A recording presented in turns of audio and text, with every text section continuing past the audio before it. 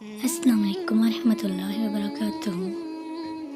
दुरूद शरीफ वो पाकीज़ा अमल है जो इंसान के तन और मन को हर किस्म की आलाइशों, कसावतों और आलूदगियों से पाक व साफ़ कर देता है।